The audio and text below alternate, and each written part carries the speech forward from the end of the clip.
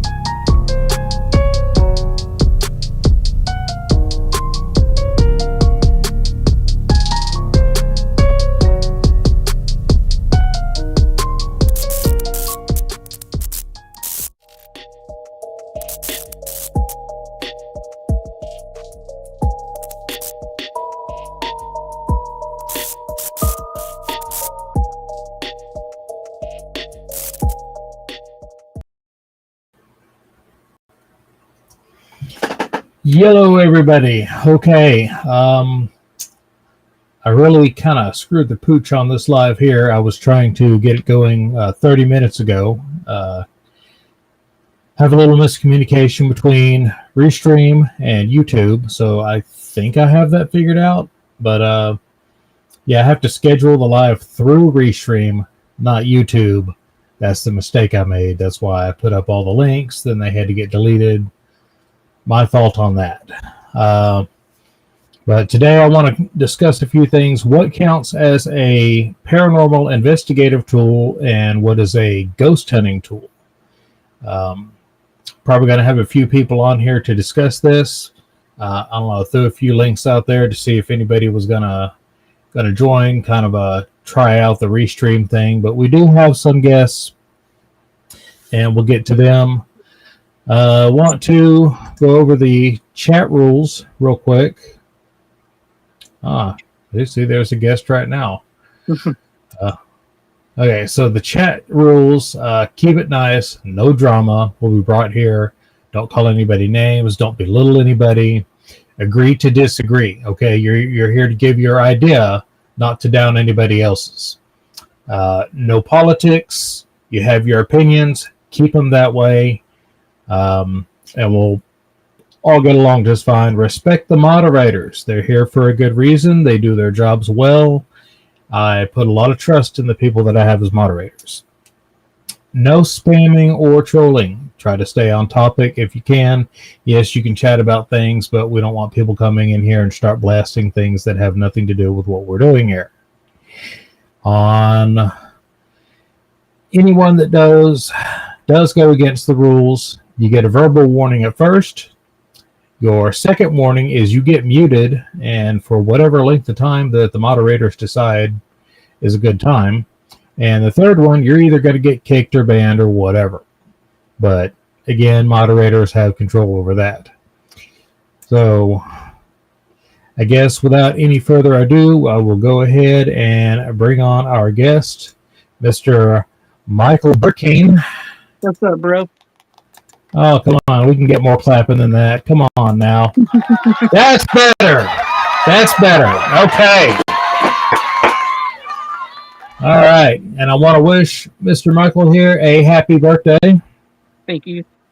Thank you very much. Awesome, awesome.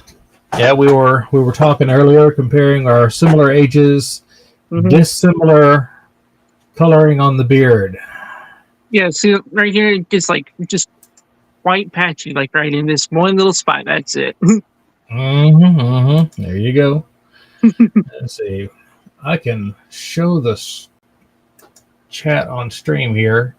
Nobody has said anything yet, so until we get people in here talking, I'm going to keep that off. So what's going on today? Not much, man. Just hanging out at the house due to the weather because it's acting like it's gonna storm and stuff. So Mm. Yeah, we've had a few clouds around here, but nothing acted like it was going to do anything. So, on the subject today, as I said, I wanted to go over the ideas of what is a paranormal investigative tool and what is a ghost hunting tool. As far as a ghost hunting tool, what are your ideas on that? well, to be honest, I have rarely ever used tools, and when I did use them, none of them Mm-hmm. would ever work for what they were supposedly work for. It would be just for testing like electrical outlets and stuff like that. So K2 Yeah, meters and all that sort of jazz is usually just what I qualify as ghost hunting tools, even though they don't detect ghosts. right. So, Yeah, but my main source of what I use really is my mind, my eyes, and my ears. So, your natural senses. yes. Oh, here we have PNC. How are you doing out there today? Hello there, Paul and Claire. Love those two, Paul and Claire. Eventually, I want to get you on my live as well, if we can. Uh, we'll talk about that later. So, uh, yeah, as far as whenever I did the ghost hunting, way back before, Hmm. before all the gray, uh, I used the cheap EMF meters and the little gadgets and yeah, I even made a few tools. I made one that it was basically an ion counter. It would Hmm. detect the charge in the air, uh, and then I used it many times. You used a whole bunch of those tools, and I started realizing that there was a pattern. Anytime I would walk under a transformer or move the meter too quick or anything like that, it would just go off. I was like, okay, Hmm. that can't be paranormal. What's going on there? So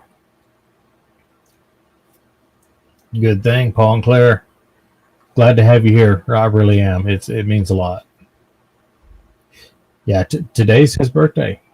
Yep, I'm doing good. Thank you, guys.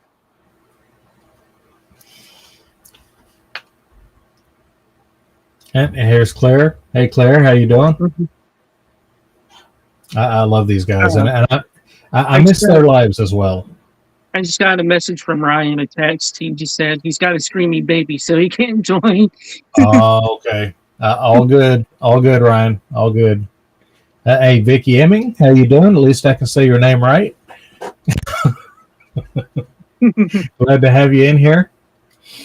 Um, One of the tools that, well, it wasn't really a tool that I tried to use, but I mhm. like to think outside of the box when I do like use some things and stuff. I like to use something that's more manually operated and harder for something to press down.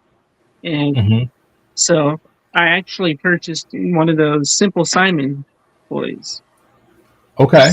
because I figured that if I could press it, then they could press it, especially if they could open up like doors and stuff like that. Kenny actually liked the Right. idea so much. He's like, I'm going to steal that idea from you. Yeah, and it's logical. Honestly, I mean, if they're able to stomp on floors and open windows and manifest, they don't need our batteries to get power from. They don't need, you know, they don't need all the things that people think that they need. And I'm not sure where they get the idea that they would have to use your battery to do these Mhm. things. Weren't they doing this all throughout history? What batteries did they use then? I mean, Exactly. I think one of the first like cases of ghosts, like well, the first ghost story that I read was the Nellie Butters case that mm-hmm. was like supposedly had something to do with the psychic telepathing sort of stuff like that. So yeah, just a whole bunch of random weird stuff. Right. And the whole, so you made a Newton's cradle on to try on investigations. Okay, do we have a video for that coming out? Oh, neat. Because I definitely want to see that. Any kind of experimentation, I'm all about that.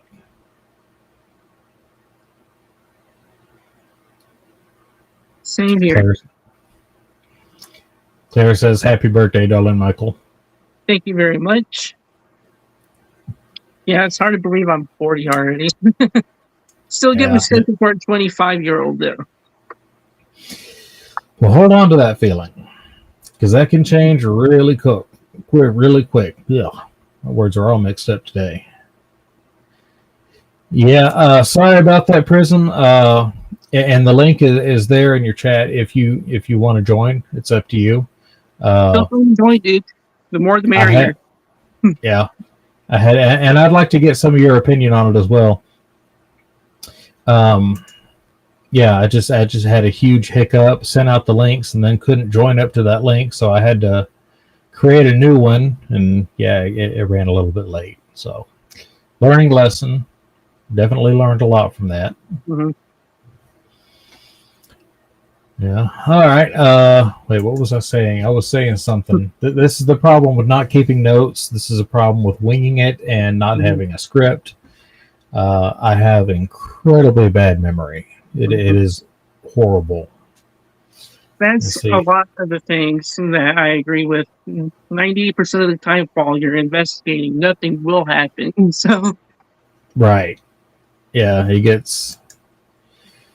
Let's see. Used it once on an investigation and nothing happened. That's usually what happens. I mean, it's actual. Well, and that's the difference between ghost hunting and investigating. When you're investigating, it gets really, really boring because you're able to. You don't jump at every little pop and creek. You know what's going on, so it's nothing special. And a lot of people that do the ghost hunting, well, they're not thinking about it. They're just. it's Lord Beagle. Never have a script. Always off the cuff. Do you even have a cuff to go off of? I've been in some of your lives. They're a little wild. Lord Beagle, he's awesome. If y'all haven't checked out his channel yet, definitely check him out. It's very entertaining. Let's see. Yeah, one of the reasons why I don't use gadgets is because, like I said, 98% of the time when I did try them, I didn't really have much to go on with because I'm on a tight budget as it is.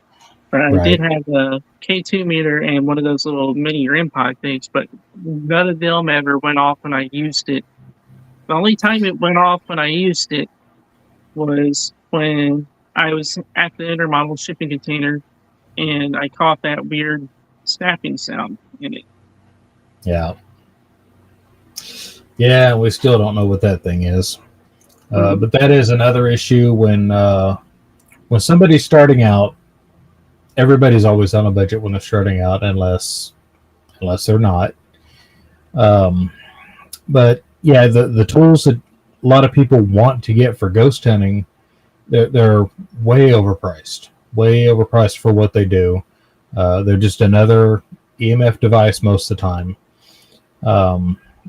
But unless you know how to build it, you're not going to get what you want. But in the end, once you've done ghost hunting long enough, if you've learned anything from it, you'll switch to investigating. Most people have. They start out wanting to hunt the ghosts, and when they find out, what they're think that they're getting really isn't what they're getting, they start to investigate. They want to find out, okay, what else is going on here? What did I think was a ghost and what isn't? And your tools switch. Your methods switch. Let's see. Ryan says, I'll put out a few things, but I'm looking for the regular bell and the turn handle music box to go off. That's kind of like what I was doing when I was at the IGH Turner House guest thing at the playground area. I didn't have like any equipment except for my phone with me, so I was like, and one of the Mhm. claims there was laughter. So I didn't even discover the playground area until the second day that I was there. And Right. I was like, my first initial thought was if there was going to be laughter anywhere, it could possibly either be coming from a TV because people are watching TV too loud, or it could be coming from kids playing out there in the playground. So Yeah. I went out there and I was like, I had a piece of peppermint with me because it was 28 degrees and my throat was sore. So I was like, if you can move this peppermint off of the thing, or better yet, if you can move one of those little levers on the little playground slide, Hmm. that would be really impressive. So Did any of it happen? nothing. The only thing that happened while I was at the playground was I got jump scared by a damn rabbit that came running out of the freaking air conditioning area. Oh man. Yeah. And and I'm not going to say things never happen because I've had a lot of weird events happen in my life, not just in my childhood, but certain things that just can't really explain. I Mhm, or haven't explained yet. Um, like in this house, every now and then I'll hear somebody walking, mhm, and it's just me in the house. There's nobody here. Kids are at school. She's at work. Nothing going on in here, but I will hear walking on the floor, thinking somebody come in the house, and I haven't explained it yet. But I am working on contact microphones and infrasound tools. Yes, I still make tools for this stuff. mhm, Um, to try to figure out what's going on, and here we go. I mean, I got the perfect place here to figure it out, or try mhm. to. Yeah, one of the latest things that happened to me here was during the ice storm when the power was out. Everybody was asleep. My dogs and my cat and everything, they were all asleep in the living room. And I just got done writing the third episode of the Earthly Domain trilogy of terror. So my mind was fresh and everything is sharp. And I was sitting on the couch. We had the rooms sitting like sheeted up to keep the heat going in. Mm-hmm. And it sounded like it was either coming from in my room or like right outside of the sheet going into the hallway, like behind the sheet area.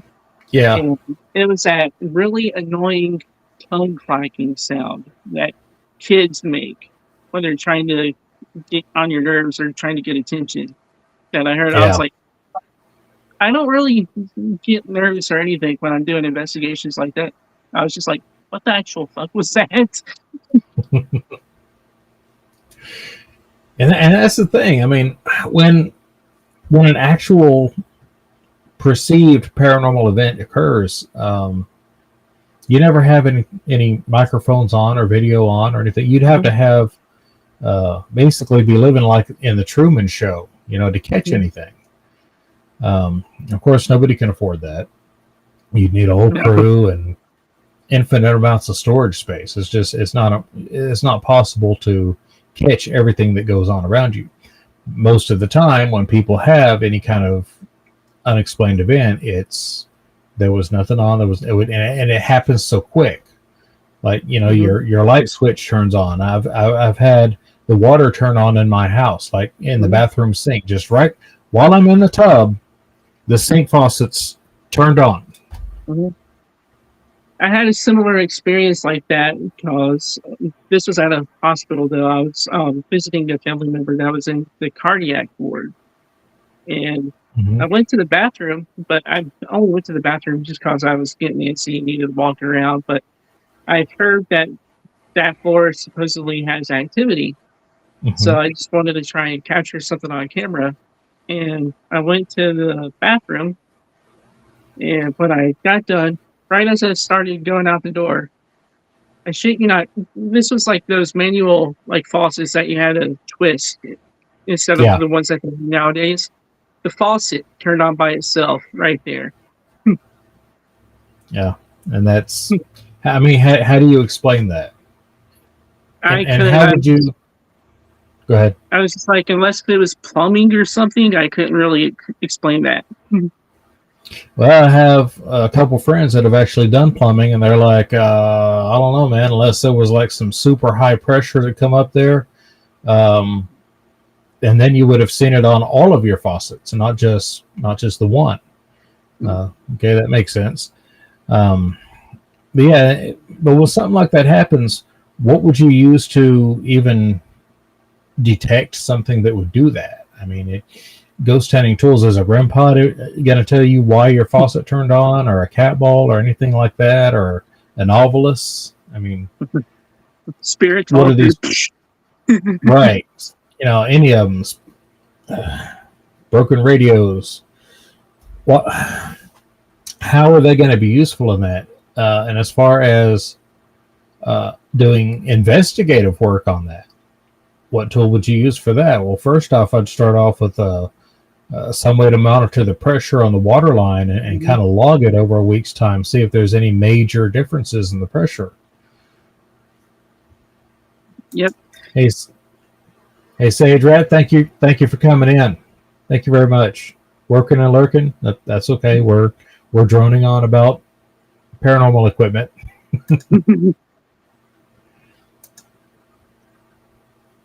Let's see. Beagle says most people should never be planning on catching an event. The events, unless they are replicated daily or weekly, should be a rare instance. That's true. If they are replicable, likely they are not paranormal.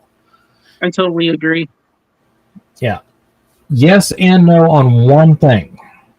And this is something that a lot of, for lack of a better word, professional investigators, because there's no professional, but the long-running, well-educated investigators, they want to be able to replicate certain things. And if you can, like on an EVP, they want to be able to carry on a full conversation that would be replicable. You ask a question, you get an answer time and time again. So some of them want to see replicable stuff, some of them don't. It depends, because he's right. A lot of these events, I mean, they happen one time, and then the next time it's brought up, you're telling your grandchildren about it because it's never happened again. Yeah. Like that snapping sound and the whistling sound in here, I still can't pinpoint. Although I did manage to debunk the reflection that you saw. That was my cat jumping out of the window, hopping onto the dresser right beside the window. I knew I saw something move around the same time. I was like, okay, wait a minute. It's two different things going on here. What? And I know the cat can't whistle, so. No, unless if he has some secret language that I don't know about. Apologies, I'm getting tongue-tied right there. All good. More water. Drink more water. Good idea. There we go. Yeah. I'm just tired of seeing all the EMF devices being thrown out there. Because how many times can you do the same thing and expect a different result? And you notice that a lot of the times on like the supposed big channels, when they do get a response from a K2 meter, they never search for the reason why, especially if a sound happens. They just automatically jump to saying, oh, that's definitely a ghost or something. Yeah. Or demon. They automatically jump to demon. I hate that. Because they have no clue. I mean, they're doing that for the camera, and that's worse. Well, let's see. Back to what Beagle was saying. I mean, exact outcome. We want it, but if it's always the same, odds are something natural, and that's true. It depends on the context. I mean, what is it? If your ghost communication device is legitimate, then you should be able to repeat it over and over. Yet again, if it's repeated over and over, people say, oh, well, you're making it happen. Or something else is making it happen. It's natural. How do you know? What's the difference? So you have to have equipment to test your equipment. Yep. Another thing I hate that ghost hunters do is they like to set their equipment really, really close together so that it makes it go off easier. Like when they're doing a live stream. Yeah, and I get that as far as like cameras and stuff on your meters.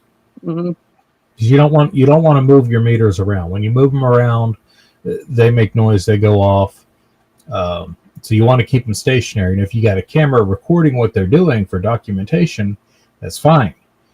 Keep it about 10 feet away and zoom in. Mm-hmm. Easy peasy.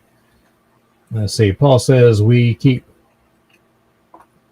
talking a notepad or taking a notepad with us to write things down, but we always forget to use it. That's yeah. I always try to remember to bring a notepad, but 98% of the time, if I'm on location, I wind up forgetting the notepad. So if I do hear something, I do what I call an audio note and mark the timestamp of it during the live stream when it happens. Right.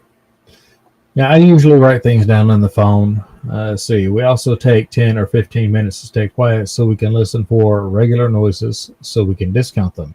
That is an incredibly good investigative tactic. I like that. We need a better book on this. Need to include that stuff in it. But yeah, it's there's certain things we can do to make our investigations better. And I lean more toward investigation than I do hunts because hunts are so overdone. Yep. It's so played out to where it's dramatic. It is. You almost got to dramatize it in order to have a good time. Now, don't get me wrong. I plan on doing some ghost hunting myself this year because it is fun. It is. Mainly, it's you get to go out there and play with expensive gadgets. I mean, you get to play with electronics. What's wrong with that? You know? Like I was trying to do, like I told Ryan, if we ever get to like meet up like an actual person, you could bet that I'll be the type of guy that still takes investigating seriously, but especially if it's on the beach thing. But don't get me wrong, I will jump out and yell shark if you're like really too close to water. Because he has a fear of shark. Right? Let's see. A big to-do to see if equipment is working well without interference would be to leave the stuff stationary. Certain places of equipment act wildly when moving, and that they do. Yes. Especially EMF devices and anything that detects any kind of vibration or anything like that, of course. When you have... because here's our sensors. EMF, yes. Electrostatic. Okay, that's the other side of the electromagnetic field. So you have the magnetic side, and then you have the electric side, two sides of the same coin. It's the same field. So electric charges can create a magnetic field, and magnetic field can move charges. That's why they affect electrons, and we create electricity. Easy peasy. So you have EMF detection. You have light detection, which technically is EMF because light is a electromagnetic disturbance. It's on the same field. You have kinetic detection, and this could be vibration, audible. It's all moving molecules. So even if you hit a desk, you hear that sound. Well, that's moving molecules in the material itself. So it's all sound. It's all kinetic. So you have vibration detection, and then you have capacitance detection. Capacitance detection is almost like EMF, but it's more electrostatic. Small, let's see, do I have one laying around here? I think I put them all up. Small condenser microphones, or even like this. Condenser microphones. They have a piece in them that's called an electrete, and it's electrically charged. So it has another plate that's next to it, and as your voice moves that plate, it moves in and out of the charge of that electric, and that's how condenser microphones work. But that's similar to capacitant detection. So you have all these different ways of detecting things, but most of them all have to do with EMF. You either have that, or you have tactile sensory, which is sound, kinetic, vibration, all that. And whenever you go to move your equipment around, you change all those variables. all of them. So if you're going to do real live investigation, unless you're having to move it from one place to another, yeah, your equipment needs to stay stationary. Yes, I totally agree. It has to be like perfectly still. That's like why when I was like trying to see if I could capture anything out there in the woods where I think it's actually a campsite area because the guy that built the house seems to think that the Civil War battle took place and he actually had a map and showed us of the area. So Mm-hmm. I was trying to use the little um, table to balance off the stuff so that we like make it like move or anything. So Yeah, that's another reason I like tripods. Sorry, I have moved my room around. I installed some shelves, and good. I've got everything everywhere. But, sorry, fat boy problems. All good. Like this. Get your recorder on a tripod. Mm-hmm. That way you're not holding it or nothing like that. And if you can get like a shock mount or something for it, that wraps there around. you go. Stuff. There you go. Absolutely.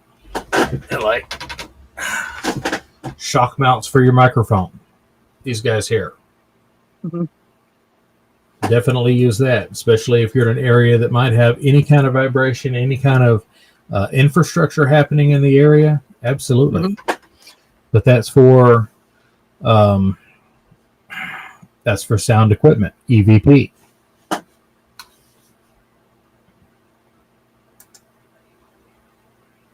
Stop apologizing, Mr. Innocent. Of course I'm innocent. I'm always innocent. I'm never not innocent. Don't let him fool you. Just kidding. Just kidding. Just making sure no lightning's going to strike. Okay. Let's see. Right, how do you measure? It's beside you right there. I've already been struck one. Let's see. How do you measure the equipment prior to use them in an investigation? Well, that's depends on what you're measuring and what you're measuring for. As far as measuring like your EMF, unless you're going to spend a few $100s on EMF equipment, you're not going to get anything that's calibrated. So if you're going to do anything like that, you want calibrated equipment. Mm-hmm. I mean, if you know electronics well, realistic is what I've been told. Right. Let's see. Hold on. Wrong drawer. I've got gadgets all over the place. You can use like a pocket oscilloscope, something like that. If you know what you're looking for, you can check your equipment, make sure your battery levels are good, or is your first thing. But it depends on the device. And are you using investigative equipment or are you using ghost hunting equipment? Ghost hunting equipment, you're not going to calibrate any of that because they don't do any real testing. They don't give you any numbers. So on that stage, it heavily depends on what it is that you're trying to measure and test. But you want accurate stuff. Like, hold on, going off camera again. When I worked in air conditioning, I had my power meters, which checks everything. It has this K-type probe. This is the most accurate you're going to get on consumer use temperature reading. Is that little guy right there? That's a little junction. You want to use that for testing. For like your temperature, your environment. A psychrometer is another tool used in HVAC, and it tells you wet bulb temperature, dry bulb temperature, humidity. Gives you a lot more readings. So you can check that against other equipment like your infrared thermometer. I don't remember where it's at, but y'all know what it is. I don't need to bring that on camera. But that, I hope that kind of answers your question. But ask about a specific devices. We can talk about that. One of the things I was thinking about getting for next time I go to Shiloh is one of those parabolic mics. so I can see if I can Mhm. pick up on anything. Actually, I have one of those in the works too. Oh, Let's nice. see. Going into some woods tomorrow, so definitely going to be fun. Yeah, hope for visual or audio of spirits. Definitely going to take some animals and natural interference, but never know. May get lucky. Post links. Make sure we get them links, man. I want to see that. Don't get attacked by a giant squirrel, Ryan.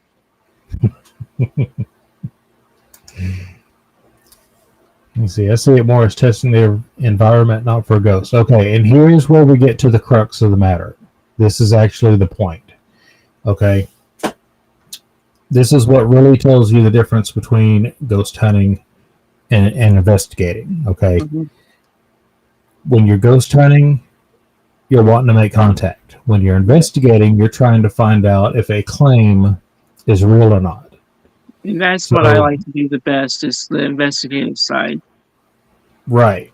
And that's what a lot of people say, well, why isn't, how do you know it's not a ghost doing this or that? Well, the device is made to detect the environment itself.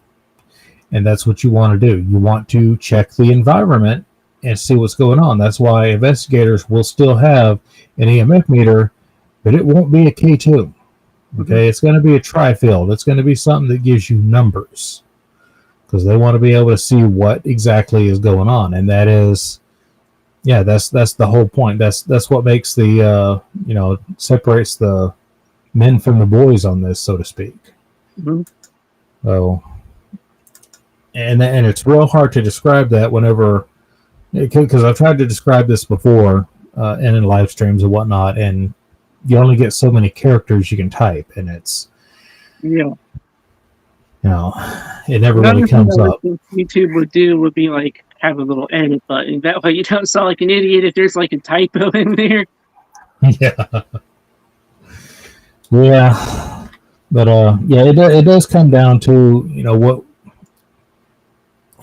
Getting tongue tied here. I don't want to end up repeating myself over and over, but yeah, it comes down to your choice of tools. Yes. So I would say oscillator, not a ghost hunting tool. It's an investigative tool because it shows you what's happening on a signal on a line. You see a little wavy line, but if you know what you're looking at, it's not unlike looking at audio software because you get the same wavy line on there, and it's literally the same thing. It's oscilloscope shows you in real time what's going on as it happens, but the software shows you what was recorded. And there is a way to connect like your recorder. So like this, you have the built-in microphones. You can add a microphone. You can do a line in, so I can run equipment into this, monitor from that with either headphones, or run that into a laptop that is on site with oscilloscope software running on the sound card, and then I can see what's happening in real time as well as document it and pull it up later. That's investigative. That's not ghost hunting unless you're trying to do EVP and then whichever. But this recorder is going to be hooked up to a I guess a ground microphone. Yeah, you did. The two things I'm planning on buying as a tool, like really soon, is like I said, a parabolic mic and one of those tape recorders where I could see if I can use them like the manually ones that had like the tapes and stuff for it. So old school analog. Yeah. And yet I'm bringing one down. One of those guys.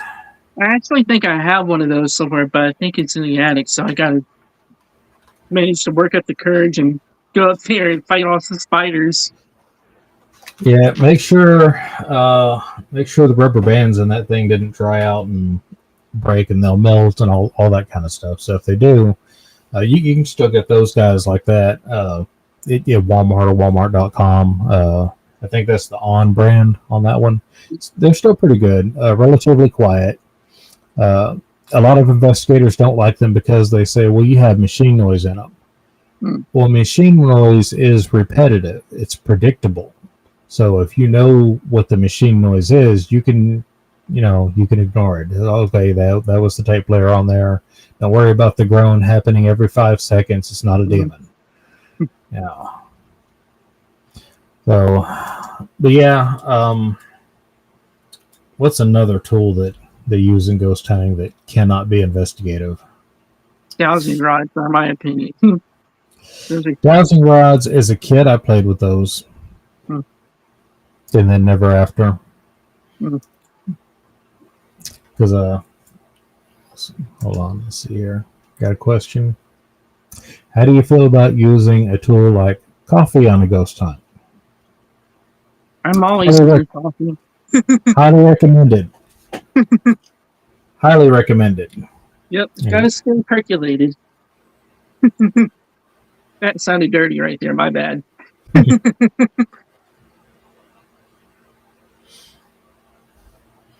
that actually came in a box of stuff somebody gave us the other day.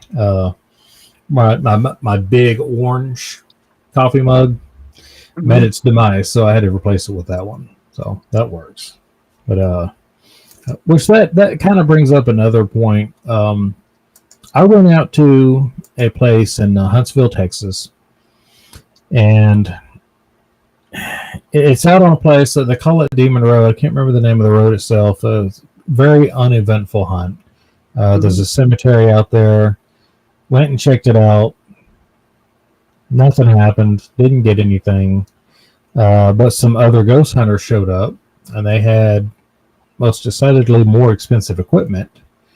Uh, Even went out there. They went to the back of the cemetery. They had floodlights. They Oh, lit well. up the whole area. Had multiple cameras and tripods. Looked like a small movie studio they brought out there. It was Mm. ridiculous. And they were incredibly loud and incredibly drunk. Mm. They showed up drinking. Left their beer bottles out there. One of them was there was a twig on a tree near a grave, and they just slid their bottle down on that. It's like how more disrespectful can you get? Yeah. I mean, I know it's just bodies there. I know it's just people, but it's just the idea of being that disrespectful to this place where people have put their families. Mhm. That it's That it's a ridiculous. lot of the times when I go to cemeteries, I notice that a lot of times graves are kind of like broken in half, but some of that could be done by like natural occurrences, but some of them look like they were done intentionally when you're like Yeah, young. and some of them have been done intentionally. I'm sure because people go out there and they have this just vindictive attitude about it, just complete disrespect. They just want to tear things up, and I've never understood that mentality. I don't either. I've been raised to treat someone else's property like it's your own. So Right. Let's see. When it comes to ghost hunting investigating, what is your personal goal? Discover a spirit or replace the claims? Or replicate the claims, excuse me. I know both are the goal, but what is your personal goal for each outing? Mine, well, it depends on whether I want to go out and hunt or if I want to go out and investigate. Usually mhm. on the investigations, I get asked, "Hey, this weird thing happened at my house. Would you mind come checking it out?" So, sure, yeah, not a problem. And because it's residential, I don't talk about them, and I dang sure don't put them out on YouTube. I don't even record anything. I just listen to the claim, and usually I can figure out, okay, it's very simple. This is happening here, and then they're fine. And I haven't had to do that in years. Uh, but going out for ghost hunting, well, that's mainly to have fun with the equipment and just see if I can make contact. Mhm. I know I'm not supposed to be doing that, but do a lot of things we're not supposed to. My personal favorite is to try and see if there's any truth behind the claims. Because, like I said, again, when my latest investigation at the IGH Turner House Guest thing, a lot of the claims were the ice makers would turn on by themselves and start making ice and stuff like that. Then Yeah, there was like an eerie feeling in the long hallways. You could see a guy in a butler outfit like wandering the halls late at night, and You can also hear like unexplainable noises like laughter, footsteps, and also objects moving on yourself. And while I was there, not a single thing happened. So except for the scariest audio I captured, I you know how in hotels the bathroom like is like really close to the doorway. Mhm. So I was walking down the second floor just to see if I could capture anything on camera, and I walked past this room, heard what sounded like a grunt or a groan. So my first initial thought was it was another person, like maybe a soldier, walking behind me, coming up to Yeah. go to the room because it was on base. So I was sitting over there looking. It wasn't a soldier, but then it was a person like going number two. And Jonathan Oh man. debunked the junk, typed in the chat spooky dookie.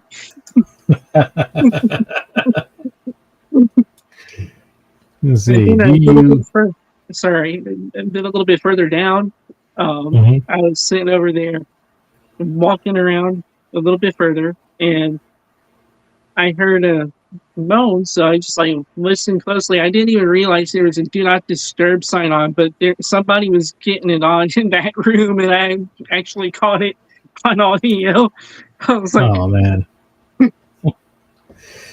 Let's see. Beagle says, "Do you ghost hunt at places where there are claims, or just anywhere?" I'll let you answer that one first. mm, I'll go anywhere, man. There's this area in the woods that I really love going to. It's the place that I believe to be an undiscovered Native American mound. So, Yeah. Yeah, I've been to both.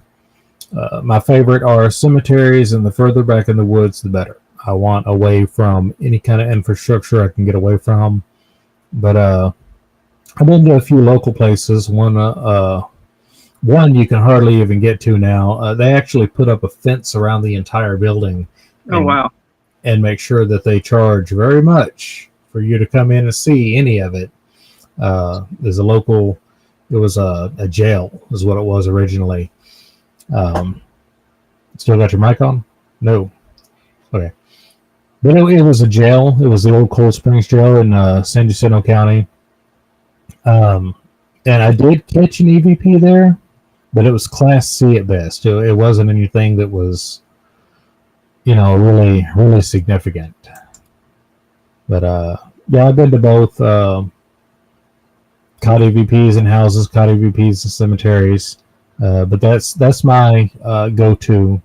See, on that as well, other than cameras and mics, what piece of actual equipment do you place some faith in and that you bring with you on both hunts and investigations? Um, Audio equipment. That's my favorite thing of all. Um, I'm trying to get a little bit deeper into it. I want to move more into infrasound. I'm trying to get a little bit deeper into it. I want to move more into infrasound. Mike, I got an echo from your microphone. There we go. Okay, he got it. um, well, cameras and microphones, those are my things. Again, I do bring like EMF on the site, and it depends heavily on the claim. It really does, because it may not require any kind of electronics at all. People like to use levels and stuff like that, and that's a good thing to have on there. Okay. I think we lost Mike there for a minute. That's okay. He'll be back. But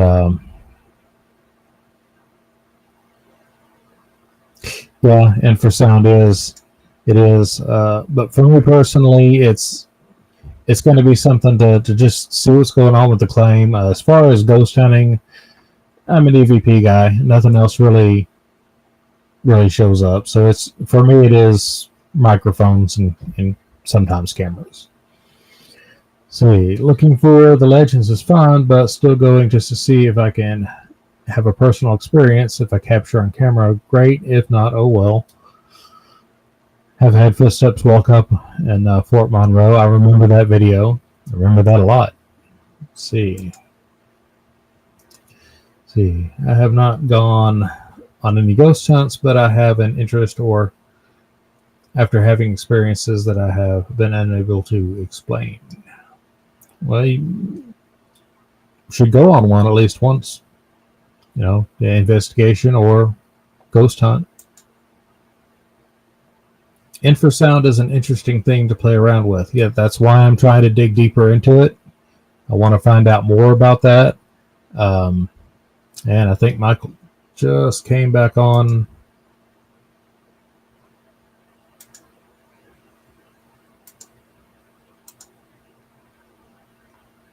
There you are.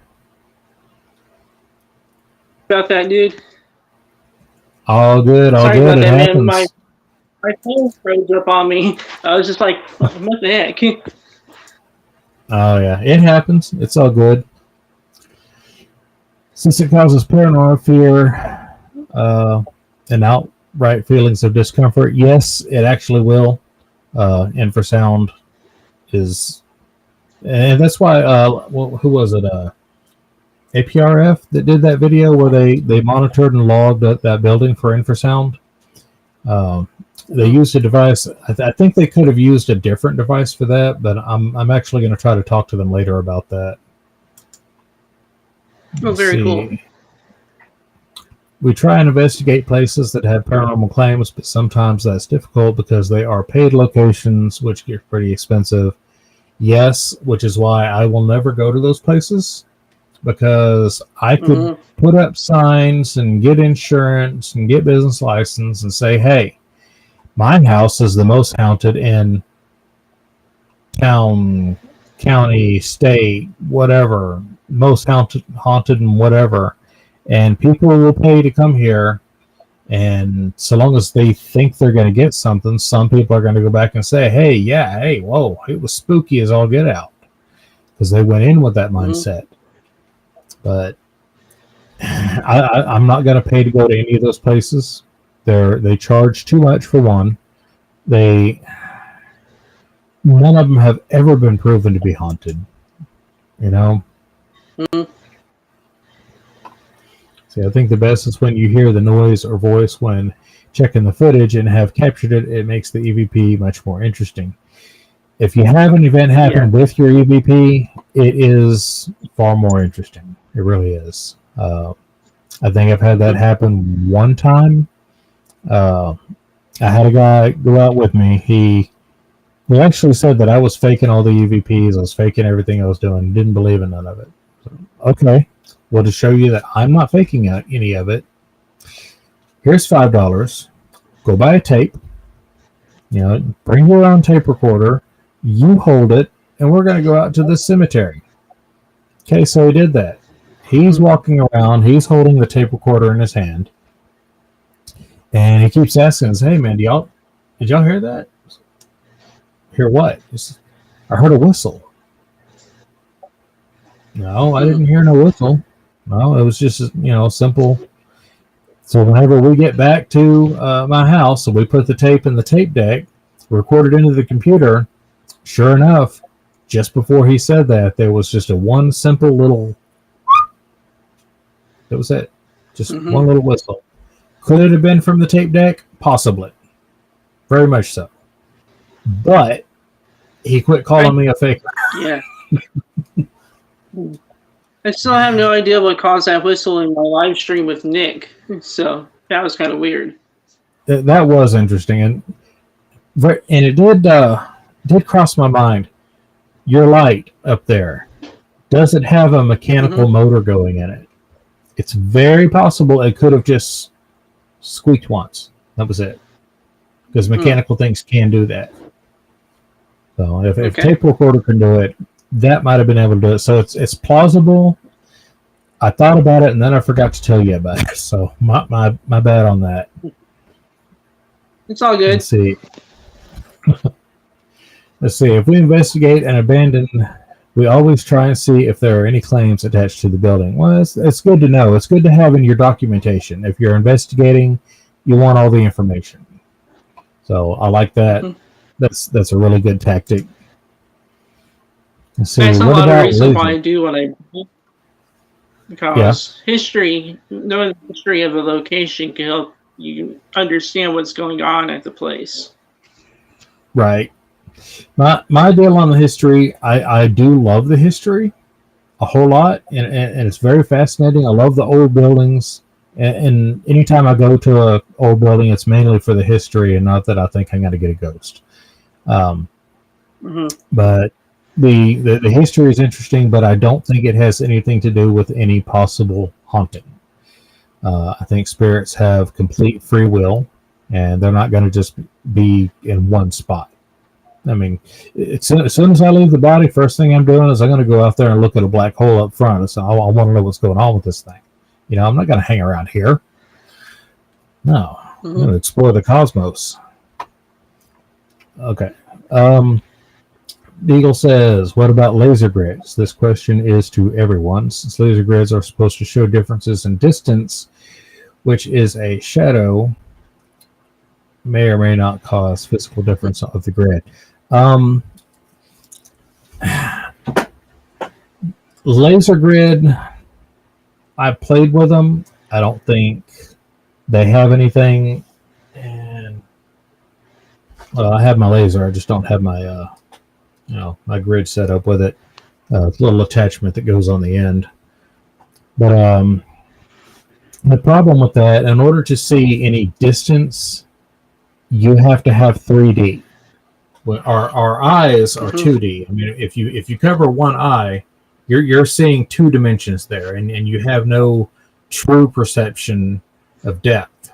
You know, if you do it in a familiar place, then your brain already knows how far things are apart. But go somewhere blindfolded you've never been, and then only uncover one eye, you can't tell what's going on. Not as good. You can move around, and your brain can paint it, but to a camera brings in a two-dimensional field. So when you have a laser grid, that's also spraying two dimensions on there. So in order to really get third-dimensional depth, you would have to have two identical cameras at the same level, focusing at the same thing. Then your laser grid can actually tell you depth on what's going on, and it needs to be in a wide open place. So that's my deal on laser grids. Maybe I think too much on it. Maybe I'm thinking too deep. But let's see. I am behind. I honestly never used one, but I have seen other ghost hunting teams use them, and I honestly think that a lot of it's pretty much hype, depending on how the team is using it. Because some of the teams have it set a little too close to them, and they see their own shadow going through the laser grid, and they're automatically going to think that they caught something like that. So yeah, and you can have anything if a bug gets too close to the front, and blocks out some of the dots. Well, unless you're you have a camera on that spot and can see. You got to set up a lot of cameras if you're going to do that. If you're going to do anything visual, you want to catch every single angle that you can. And again, people starting out, that's not always doable. I go to pawn shops for my cameras. So trying to catch up with the chat. I'm behind. I'm pulling a sig. It'll be next Friday before he catches up. Let's see. We can go to abandoned buildings in the UK. Trespass is only a civil matter here. Not here in Texas. Hey Pam, how you doing? Thank you for coming in. Very much thank you. Let's see. You mean you're not going to torment Kenny Biddle when you become a ghost? No, because he wants to. He wants to poke things to see if they're squishy. I told Kenny, I was like, if I die before you die, I will come haunt you and move something. He's gonna have to. You're gonna have to practice the Pillsbury Doughboy giggle because he's gonna. Are you squishy?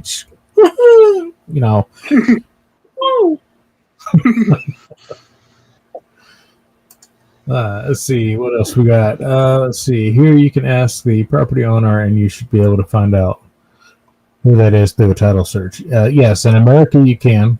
Uh, I can definitely say because I've done that myself. And it depends. There's a lot of people that are going to say, "Oh, hey, yeah, sure, you can check it out." And other people are like, "No, because if you hurt yourself, you're going to sue me." No, no, no, no, no. Or we don't want the place to be stirred up. We know it's haunted. We don't want to stir it up. I've heard that a few times. But definitely do not want to do any trespassing, especially around here, because they won't hold. They'll stick their dogs on you. They'll pull out weapons, and you don't want to do that. That's exactly the reason why back when I was investigating the woods and stuff before I rebranded my channel to narrating and stuff like that was I made sure I got permission from everybody in the neighborhood to explore the land, stuff like that. And even the neighbor that owns a little private property area gave me permission to own, walk through and investigate and just like grab hiking sticks and stuff like on his land too. So yeah, I don't have to worry about trespass. What was it? What was your neighbor's thought on the noise in the metal container? I don't know. I don't think I ever mentioned it to him. But all I know is after they like moved it to another location.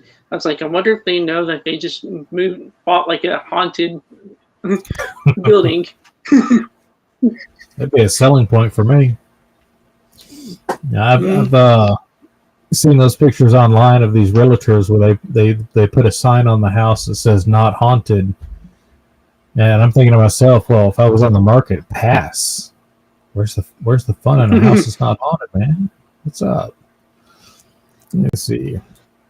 I think we should go to more places with historical events, but maybe no reports of paranormal. You can find paranormal, I believe, in most places, just rare to experience or capture on camera. Yeah. See, and Beagle says each state has its own rules. Well, I am in East Texas, the place where rednecks were invented. I'm in its cousin land, Tennessee. Yeah. They may have started here, but they migrated there. No. Don't wear orange, your ass might get shot. That's the problem with being out in southern country. They love it, and they're not going to let go of them. And if you're on their property, they'll use them. So don't, But yeah, and Beagle, you're correct. Each state has its own rules. Mainly, it's common courtesy. I wouldn't go trespassing just because if it was my property and say that my health went really bad, I wouldn't want somebody just walking up on my property and potentially breaking out the windows because they think it's fun, or looking through my stuff, or seeing where the dog vomited out back and said, "Here's the remains of a body," and putting it all over YouTube because I don't want my stuff out there. So I wouldn't want anybody coming on my property to do it. So I don't advocate, going out without permission. Let's see. Supposedly we have some really relocated haunted buildings in our heritage park. Interesting. The history on that would be fun to know. Very cool. See, I can say from real estate work that if you are told by the owner or seller that it is haunted, you are supposed to gently discuss it. Yeah. I can see where that would be a thing. Yeah. Can I stay overnight first to find out? Yeah. Okay. If I'm not drug away by a skeleton up into the attic, I'm not buying the place. I'm sorry. I need terrified. Yeah. But okay, I think I'm going to let's see. We've been here for an hour. I'm going to take a quick break, and we will come right back and finish this. So everybody, get your cold drinks or warm drinks, or Right now, the weather here is very warm, so I'm going to get a cold drink.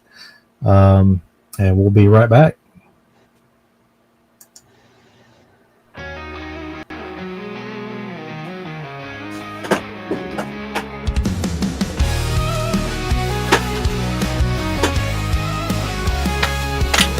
Something in the quiet, a whisper in the air. You're close enough to touch me, but vanish into thin despair. Like a shadow on the wall, you drift right through my grasp. A phantom lover's call, yet I'm reaching for the past. You're the ghost that haunts my heart. I'm chilled down to the bone. Every time I close my eyes, I feel the way you roll.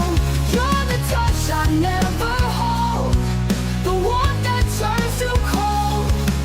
Forever haunting me, my love, but never mine to own. In the dead of the night I hear you, your footsteps in my mind. You linger like a memory, a love I can't rewind. I feel you when you're gone, like the cold left in the air. A haunting that I want but know is never really there. You're the ghost that haunts my heart. I chill down to the bone. Every time I close my eyes, I feel the way you roll. You're the touch I never hold, the one that turns to cold. Forever haunting me, my love, but never mine to own. You're the shadow I can't escape, a dream that fades with dawn. And though you leave me empty, still I'm never moving on. I'm bound to all your phantoms, to every touch inside. Locked inside this love that's here but vanishes like night. So hold me if you need to, I'll take you anyway. 'Cause even as a ghost, you're the one I crave. Forever haunting me, forever out of reach. The lover in my dreams, my spirit underneath.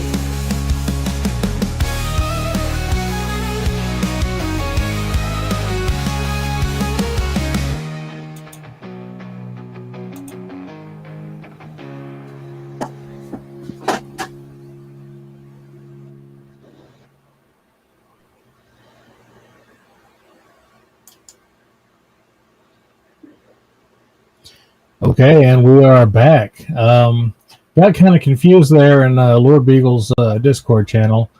I thought that I had posted my link in the wrong chat there, but he had posted it himself. Thank you, Lord Beagle, very much for that. But yeah, I had a confusion there. All right, let's see. So Spookfest. Senior Spookfest is actually, a lot of people say, sir, it's actually Senior Spookfest. Have you ever had an experience and got too scared to stay? Not as an adult. As a child, yes. I never really got scared. Mainly when I experienced something, I just wanted to figure out what it was and why it happened when it did happen. So, yeah, as a kid, I had that weird experience. The big one. I've heard my name being called before. I've seen things move that shouldn't have been able to move. But I mean, that was 30, 40 years ago. So trying to remember all that, yeah. I couldn't tell you now if it was really paranormal or not. My first experience was as a kid too. I've told this like many a times on my channel. The one about the footsteps and the door slamming open by itself. Yeah. Yeah, and it's those things like that. They happen so quick, can't catch them on camera. And as a kid, you're never going to. So, but a lot of people have that said that they get more activity when they were a child than they do as an adult. And kind of makes me wonder if people just, you know, kind of makes me wonder if people just, when they're a kid, they imagine more or just don't know what to investigate or check, which stands to reason. I mean, Sorry about that. My cat was trying to teleport into the bathroom cabinet by smacking the cabinet open. Gotta love cats. Let's see. It's Heritage Park, Calgary, Alberta. And I am pretty sure the info is on several sites, though all will likely be personal experiences. I have been there lots of times, never witnessed anything.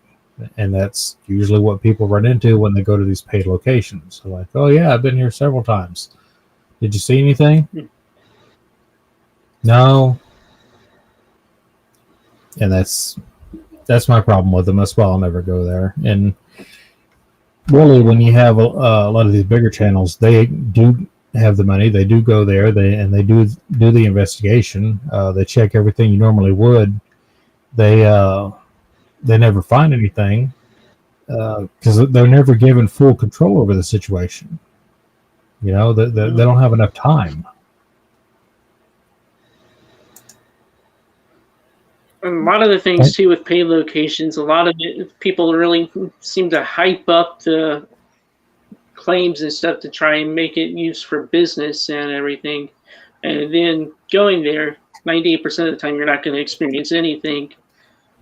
Yeah, and there is a lot of hype. There is, and that's their business model. And I get it. They're trying to run a business. They're trying to keep the lights on.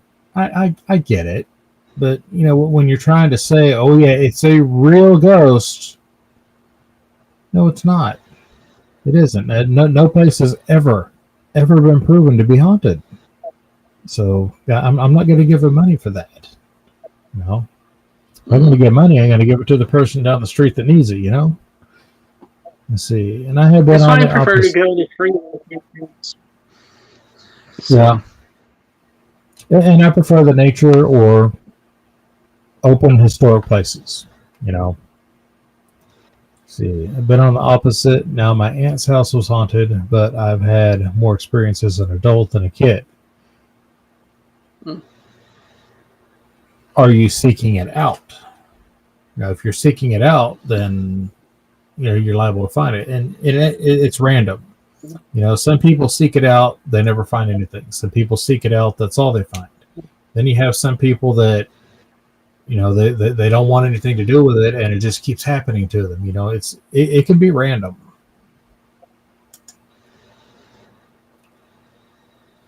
Okay, just there at the park, not ghost hunting. Well, I still think at least once go on a ghost hunt. You'll definitely have some fun. It is fun. It's thrilling sometimes, depending upon where you're at. Ghost tours are even more fun. Like when I did the Central Station Hotel tour, I creeped the poor little tour guide out because she was like, I'm going to take him to go see the ghost bench or something. I was like, I'm going to sit on it. And then she fled and started freaking out. He's like, he's crazy. He's going to sit on the ghost bench. I'm like, what is it going to do to me? It's going to poke my butt. No. See, I do believe that was way more whimsical when I was young. And that, yeah, I have had my own things. I have talked about them a few times. Never had them happen again. It'll happen once. You'll never see it again. You'll tell your grandchildren, yeah, I saw a ghost back in 19. Okay, we're done talking. He said 19. No. 100% real. Sounds like someone I talked about last night, claiming that all their stuff is 100% real. Okay. There is never 100%. There's never 0%. There's a percent of a chance, but there's no absolute. You know, nobody can say that there's no paranormal, and nobody can say that something happening was 100% paranormal. You just can't. You got to go on a percentage. What is most likely? A good investigation gives you that ability. You can't guesstimate the paranormal since it happens so randomly. It does. It just so, and it's incredibly rare when you get something that you just can't explain. And I don't want to come off as a know-it-all because I don't. I absolutely don't know it all at all. I have been studying scientific stuff and electronics my entire life, still digging into it. And I can tell you, you're never going to learn this overnight. And trying to apply it to an event, you have a long list of things you got to go down to try to rule things out. It's not as simple as to say, well, it was this that happened. No, that's why if you can catch the event, you want real. Hold on. Got somebody talking smack here. No, I'm not. I know nothing.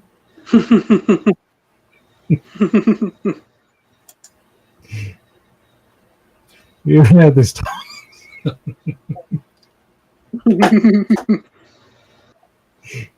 Okay. I'm a know some things. I'm not a know-it-all. I know some things. See, Sage Rat, most times go out and don't expect anything. Then at home, get something weird happens. Like, damn. Yeah, that's like what? Like, and this was how many? 5, 6?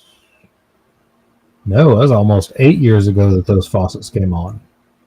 It's been a while. Wow. But it was on the same property. Yeah, it was a different. Yes, I'm in a mobile home. Yes, I'm that country. I'm in a mobile home. Go ahead, laugh. Anyway, but it was a different home. Can't have any real structures out here because they flood so much. Let's see. Yeah, laugh it up, Ryan. Laugh it up. I know that I don't know about. See, we're in the same boat there, Sage. See. Yeah. Hey, Steve. Thank you for coming in. Thank you a whole bunch. If you want, I sent you that link. If you want to come up, you can come up. Please feel free to, dude. Yes, sir. Yeah, we got know way more about the gadget side. I'm more of a history buff. Well, the history is a good part. Like I said, if you're going to do the investigating, you want to know the history. It's just a part of it, Because if you're just going to get part of it, okay, well, I took my meters around, didn't find nothing, have a good day. And then you present that, and people's like, well, what is this place? No, you need the history. You need to know the backstory. Where was it built? Was it moved there? What infrastructure is new in the area? It's don't ever ignore the history. History is important.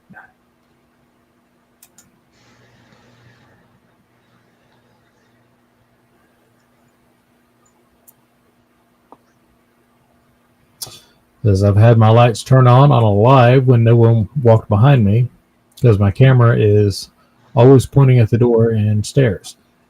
Yeah. Wow. What kind of switch do you have? Do you have one of those electronic switches? It's got a slider or anything on it? I mean, or is it just a regular click light switch?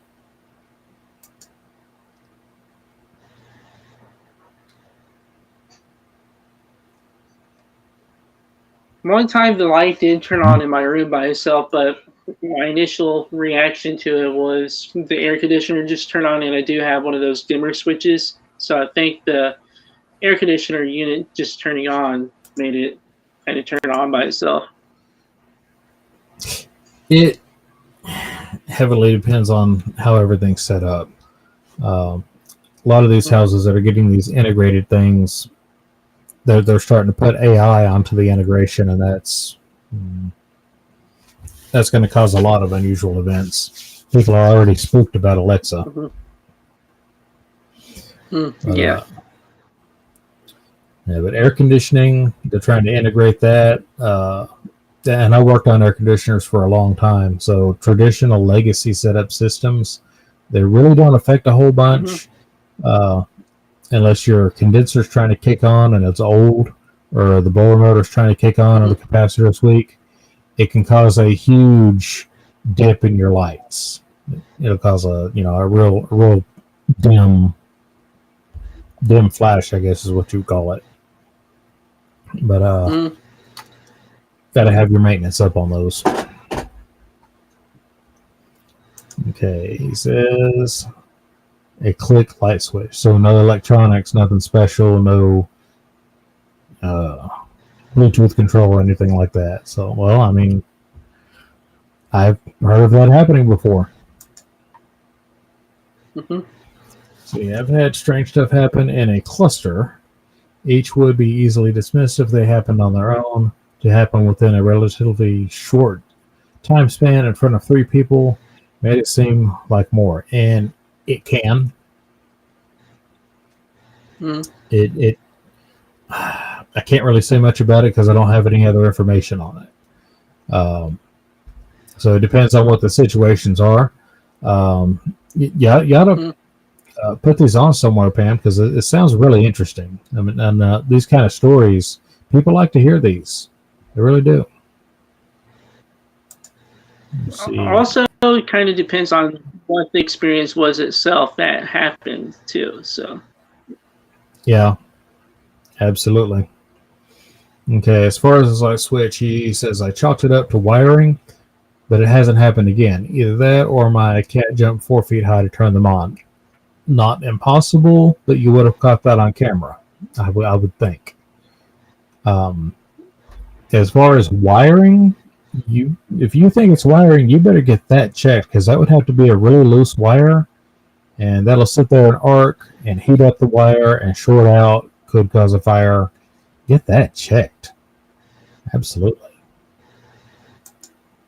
Live in an older home. Love them older homes. Absolutely. Same here. My house is, the house I live in actually is, well, it was made the year before I was born. So. Still kind of a young house. Yep. No, not. Like yeah. around maybe 31.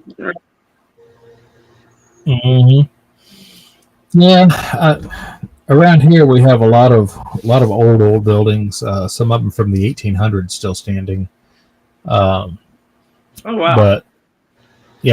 But they never let anybody in those. You can't go around them. Can't go on the property. A couple of them have people living in them still. It is their regular home, but the rest of them, they're like, nope, you stay away, and we'll both be friends. And that's the extent that we get in this area. So it's kind of sad. I'd love to see them.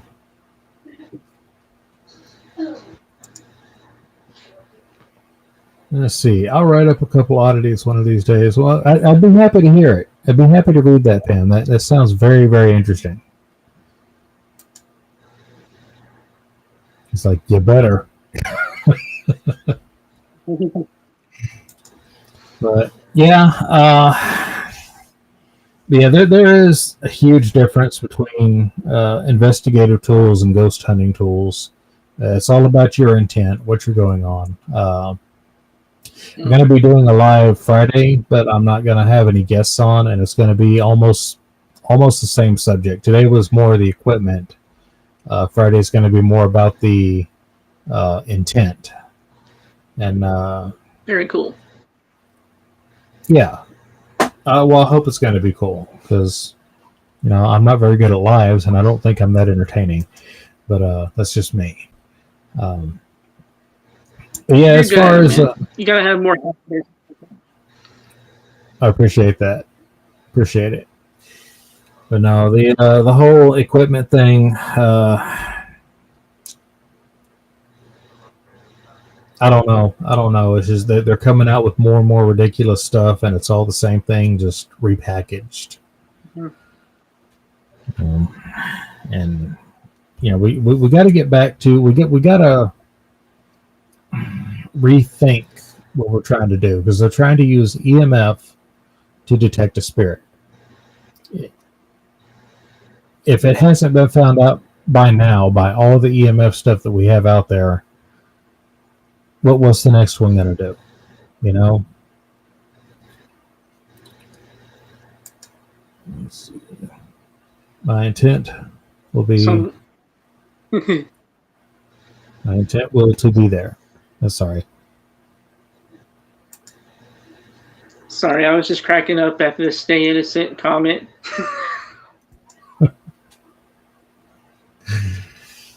No, I mean yes, I'm innocent. That's my innate nature. Now, if you believe that, there's a bridge right down the street I can sell you. Just saying. If a piece of equipment like REM pod goes off, only after asking questions and multiple times, think that it's just luck or possibility or something paranormal. The thing about a REM pod, yes, it's going off,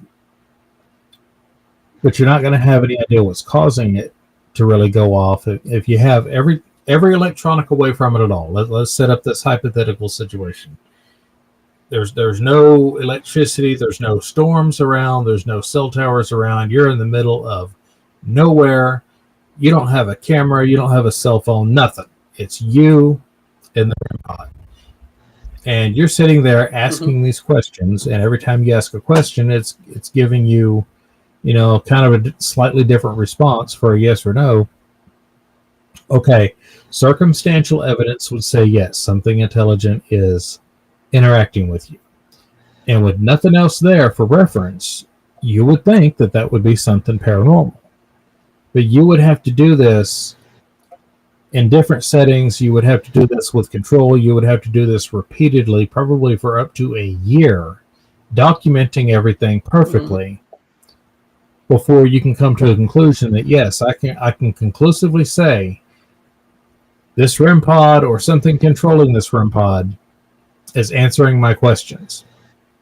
But if it only happens one time and never happens again, you have no control. You have no way to get a definitive answer on that, because it's going to be a one time and done. It's like okay, if you set like a tin can out in a field and lightning strikes it, well, I mean, are you going to get it to happen again, or was that a one time off? You'd have to be able to repeat that and get consecutive answers. But true paranormal, or what, I got to be careful on my wording here, things that appear to be true paranormal events are incredibly, incredibly rare. Which is why I say a lot of the times that I believe the data is there. It's not being collected because people are not using real equipment. They don't understand the physics. And the true events, the actual happenings, they're there, but their numbers are so small that they just fall into the background noise of everything else going on. It's knocking stuff over on my desk.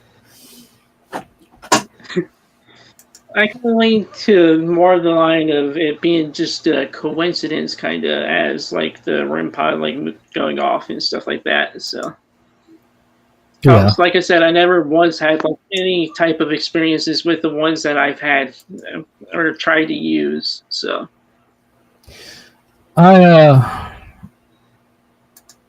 cousin was hanging around a while back, and she had some REM pods and an Obelisk and SB7 and had all of that stuff.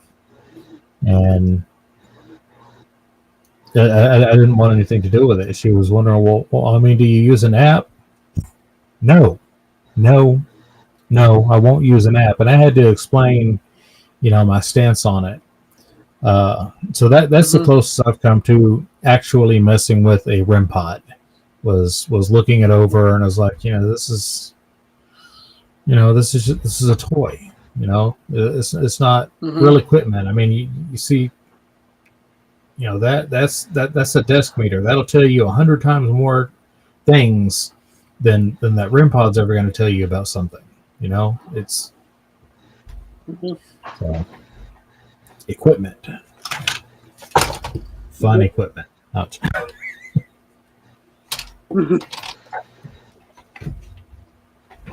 So, what are your thoughts on it, Mike?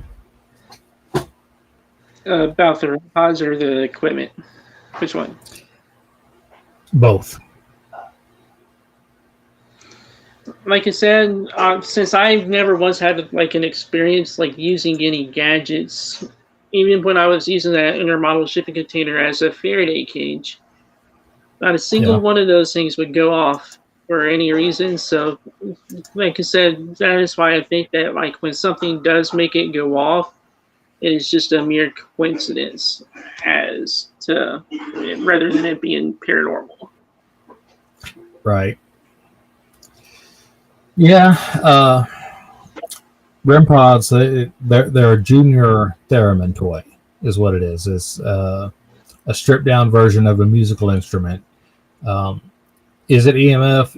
Yes, but it's built more like a metal detector in a sense. You have It's hard to describe because the principle of the circuits are similar. You have it generating kind of an RF field, which it's not contained. RF energy is just going to keep going out, but it's so weak that it seems like it's contained in one spot. And when you put your hand near it, your hand can reflect that RF energy back to it, and it's incredibly low frequency, so it's not going to mess with your radios. But it reflects it back, and the antenna that's there will pick up that reflected energy, and it goes off. So anything that's going to reflect that frequency back to itself, and if the field strength gets stronger and stronger because your hands, getting closer, it's reflecting more, that's how they work. And it internally, it knows the strength of the signal coming back. It has its own number in there, and it has a threshold. So once that number gets past that threshold, that's when it starts blinking lights and making sounds. But we don't know what that number is, and we don't know what's causing that energy to be reflected back to its antenna. I mean, it could be anything doing it. It could be hitting something in the distance, and whatever's in the distance somehow brings it back in just a little spike, so they're just not reliable is the problem. Totally agree. Let's see. Apps are definitely just word generators. Some funny stuff comes out. Had Spanish donkey a few times. It may have been recommending a certain show to you, Ryan. Moving on. It'll click. It'll click. Let's see. Wish I knew someone out in the countryside looking to place a well. Water witch since I was a child, passed down from my dad. Nothing fancy. Like how many feet down? Just water. I've met a few people who have tried that, and like you, they never did get to drill to find out what was going on, because drilling is not cheap. Hey, Admit, thank you for coming in. Kind of missed most of the show. We got another 30 minutes, probably. If you're good to go another 30, Michael? I'm good, bro. Okay, yeah, because after that, I got to go pick somebody up from work. So, but thank you for coming in, Admit. Let's see. Okay, yeah, he caught on. He knows what I'm talking about. Yeah. I can't say it because I'm innocent.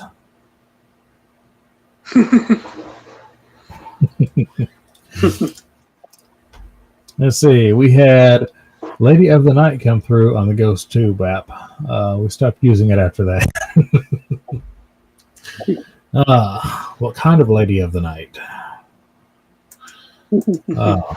Yeah, I've used back when I was making my own equipment. I actually used an app because at that time smartphones were still new, so apps were a brand new thing. And, it was some kind of Ghost Radar or something. That was one of the free ones.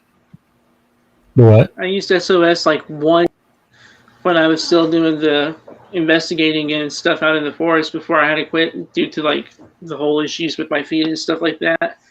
So I began noticing that it's not just detecting motion like outside and stuff, it's also detecting your motion when you're moving the device around. I was like, yeah, right. Yeah. And you gotta keep that stuff still. You know, even your thermometers and stuff, you move them around, well, you're going to get different readings. See, you are the most innocent around. We're going to get struck down by lightning. Hopefully I'm immune. It just went through me once. I wasn't actually the person struck. I was in a car when I got struck. And that was interesting because I'm sitting at a stop sign, got my foot on the brake, and all of a sudden everything just turns this bright white for just a second. The car, it didn't jump. It actually, it was like somebody just hit the top and it went boom, like that. And just the noise that came after that, my vision was shocked, my hearing was shocked, my senses were shocked. So I'm just lucky I didn't take my foot off that brake. But it took me a second to realize, hey, I've just been struck by lightning. And about that time, the car dies. It went through the car and exited to the ground from the gas tank under the car. And it popped the fuse to the fuel pump is what it was. And I didn't have another fuse. Somebody had to come help me. But yeah, the fuel pump died after that. And I was like, okay, well, I'm glad it just didn't ignite anything at the time because I had no way of putting that out. I was like maybe 6 or 7 at the time this happened. Kind of froze up on my end.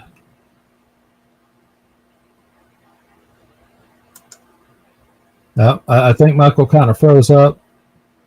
Is anybody else seeing him talk, or am I the one that froze up?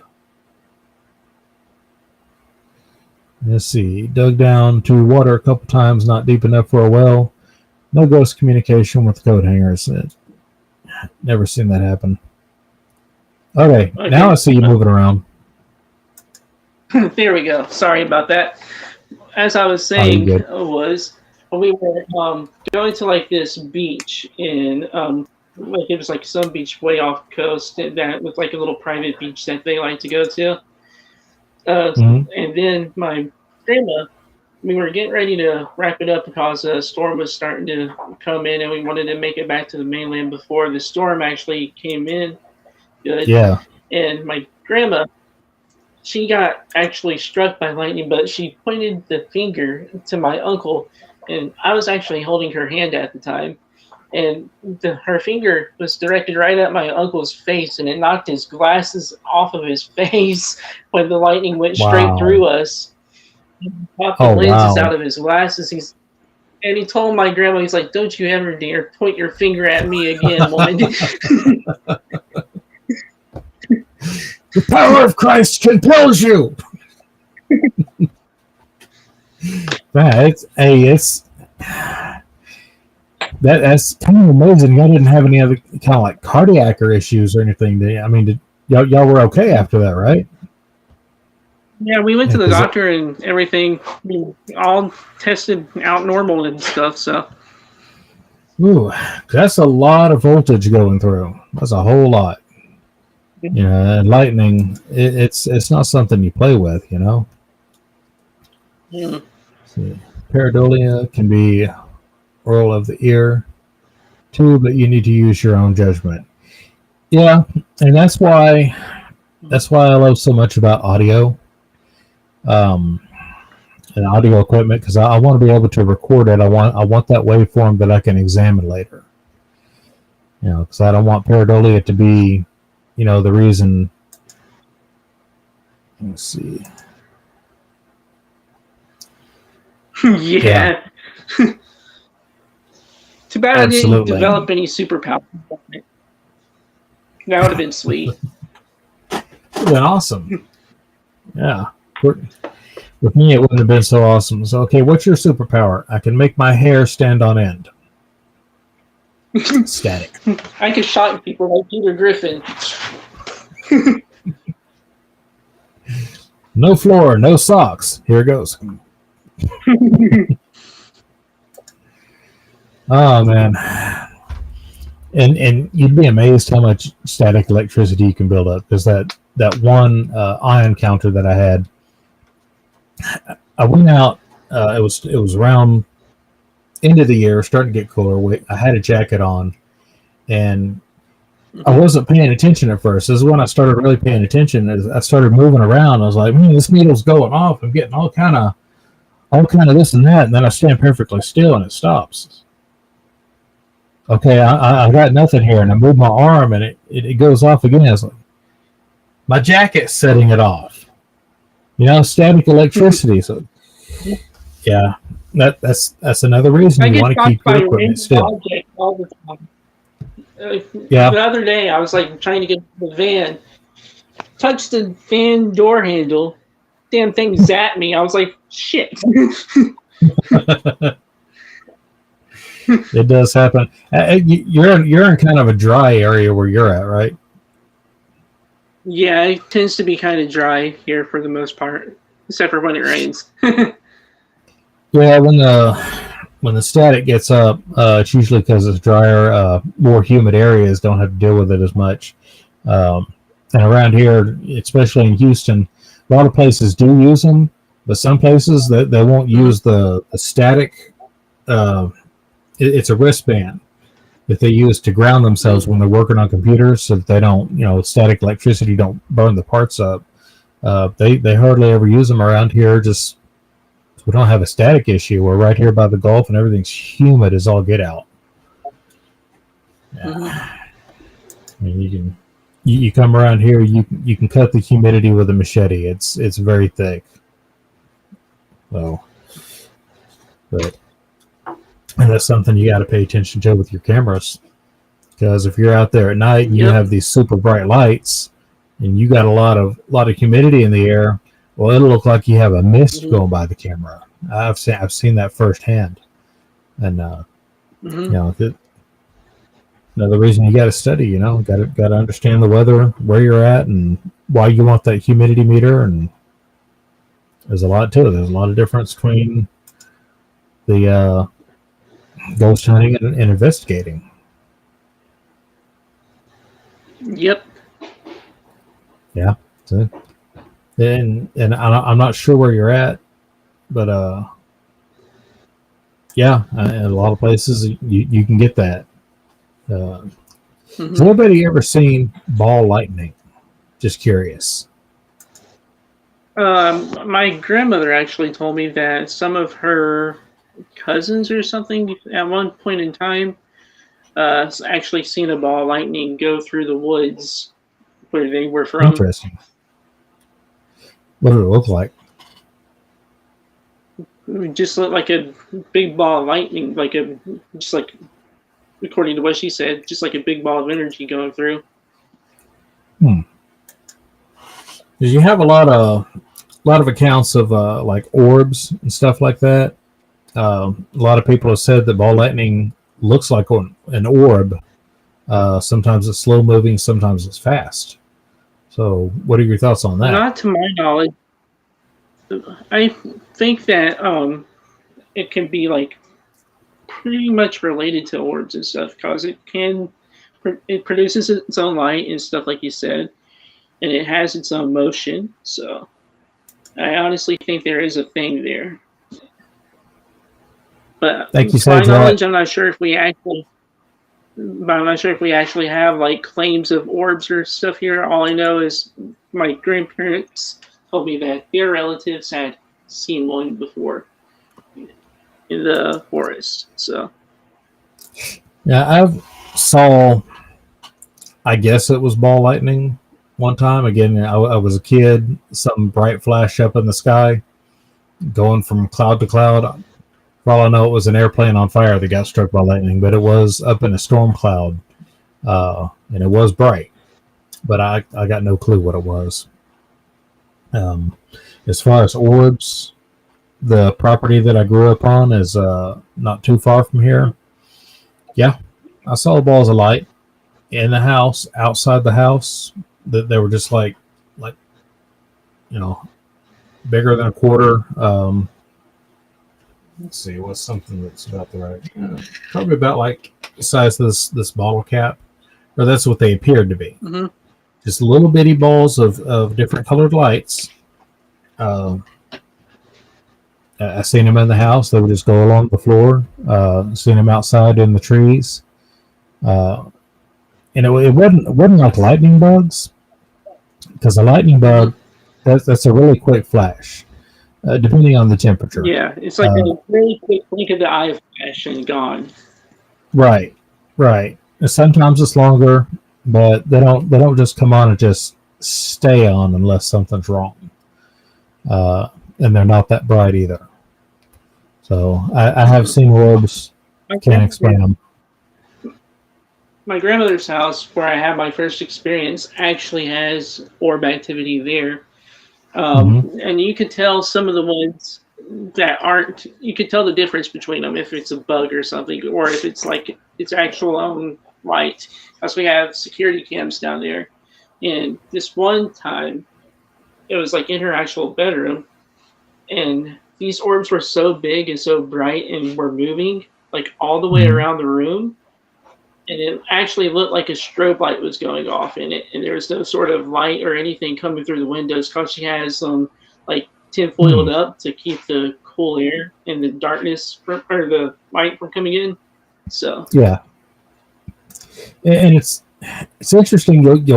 You get these events. They'll happen in one location, but not another. I've seen orbs in several places, but never here on this place where I'm living. It was only at that old home place, the house that I grew up in. So that's another thing that this is very hard to explain away. Why would you have it here and not there? Okay, so is it something being caused by something natural here and not there? And ghost hunters will say, well, the spirits are tied to the property. No, investigators going to say, okay, there's something going on. We just need to set up more equipment and watch. So there's another difference. So let's see. I sometimes have created a huge static bolt of white light others can see. Very embarrassing. Well, that just means you're bright. Or you have a shocking personality. There you go. You're very energetic. I like it.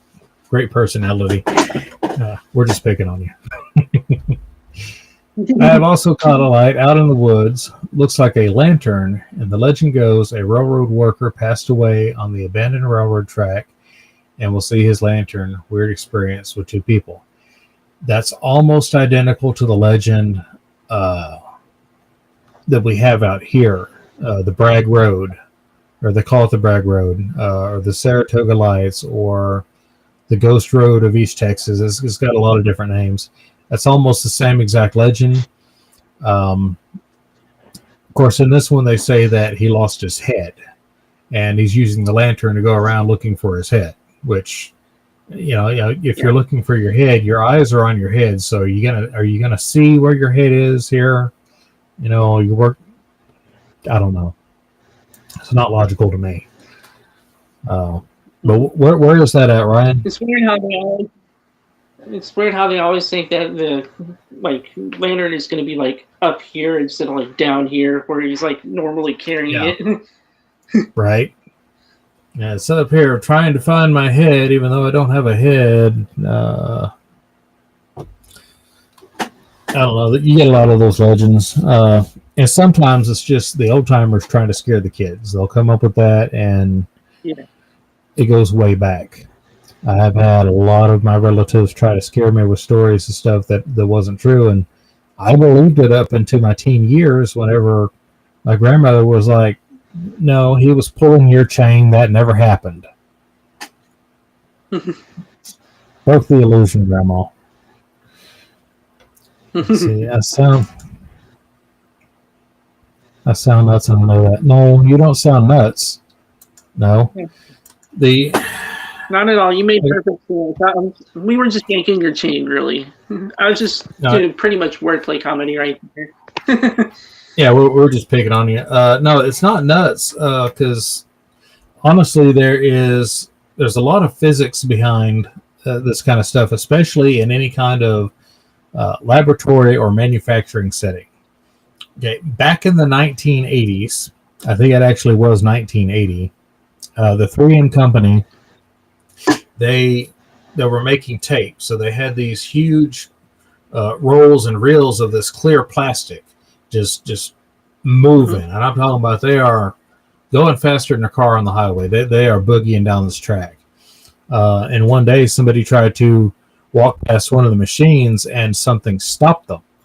They couldn't get past this invisible border, and people were gathering around. They were throwing stuff at it, and whatever they threw at it just bounced off. And this was a real event. You can look this up. It's called the 3M event in 1980. Look this up. The machine wasn't properly grounded, so the electrons coming off that plastic film, they built up all around this machine in such a way that it actually created a force field. And because of that event, one guy that worked there, he was part of the management, walked by to see what was going on. He discovered it, and his work actually went toward advancing the grounding of machines and equipment so that you don't have, this kind of static buildup. So admit, no, you're not nuts. Weird things have happened, very much so. So yes. creating a burst of photons, that's not nuts. It can happen. You just got to release the energy. So let's see. Okay, he says it's in the Bridgewater Triangle of Massachusetts. Heard about a similar one in Virginia. Yeah, and how many times have y'all heard about the story of you park your car on the train tracks and ghosts will push your car off the track, and if you put powder back there, you see the fingerprints. I've heard of 3 different places in Texas. Me and some of my friends in middle school actually did that. There's supposedly a place, I can't remember if it was around here or in the next in the little next county area, but there was supposedly a place that did that. So they actually put the baby powder on there, and fingerprints did show up, but I honestly just think they were yanking my chain pretty much when that happened. Possibly. Yeah. So, yeah, it's basically, to sum it up, I'm going to go ahead and start wrapping this up because we're getting close to the end. When it comes down to equipment versus toys, the toys are mostly used by the ghost hunters, and the equipment is used by people who are trying to scientifically find out what's going on. So they want those numbers. They want a visual. They want everything documented. Where when you're going ghost hunting, you're just looking for the thrill. And there's nothing wrong with going ghost hunting. I mean, if it's what you want to do, go do it. I'm not saying don't do it. But I am saying that if you go out there and you do catch something and you bring it back to an investigator, they're going to say, okay, well, where's the rest of your data? Or did you go actually make sure that was what you heard? So exactly. Yeah, they're going to be like, well, how do you know? What told you that box? Okay, what numbers did that box give? That's the difference. Your ghost hunting toys don't give you environmental information. They react, but they don't tell you what's going on. And that's the biggest difference on that. So let's see. Yep, Old Lady in White in every town, I think. Yeah, I've heard constant every town stories of Lady in White. Train tracks and energy lines. There are certain parts of the earth that have more ionic charge than other places. Some places have more magnetic charge. Some places actually have more or less gravity, depending upon the material, in the earth below you. Mm-hmm. So yeah, and again, ghost hunting toys won't tell you any of that information. You need something Yep. that's going to give you hard data.